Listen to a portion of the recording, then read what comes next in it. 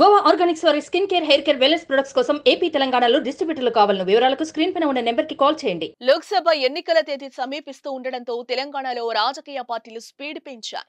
ప్రజలతో మమేకం అయ్యేందుకు వినూత్న మార్గాలను ఎంచుకుంటున్నారు.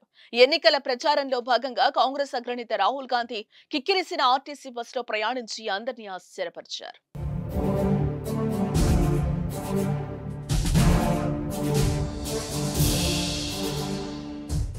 మల్కాజ్గిరి లోక్సభ నియోజకవర్గంలోని సరూర్ నగర్ లో కాంగ్రెస్ నిర్వహించిన జనజాతర సభకు రాహుల్ గాంధీ హాజరయ్యారు. అనంతరం హైదరాబాద్ లోని బస్సులో ప్రయాణించారు. దిల్సుఖ్ నగర్ లో ఆయన ఆర్టీసీ బస్సు ఎక్కి ప్రయాణికులతో ముచ్చటించారు. పంచన్యాయ్ బ్రోచర్లను పంచిపెట్టారు.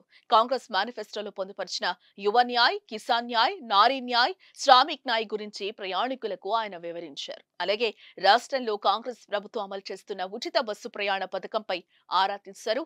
ఇప్పటి వరకు అమలు చేసిన పథకాల తీరు ఎలా ఉన్నాయని రాహుల్ మహిళలను అడిగి తెలుసుకున్నారు.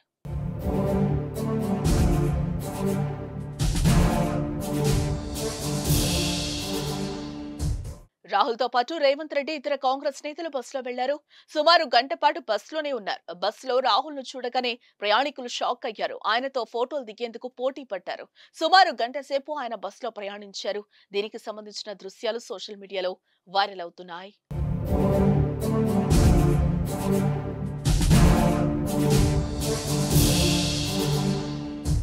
సుమన్ టీవీలో మీ పర్సనల్ అండ్ బిజినెస్ ప్రమోషన్స్ కోసం కింది నెంబర్కి కాంటాక్ట్ చేయండి.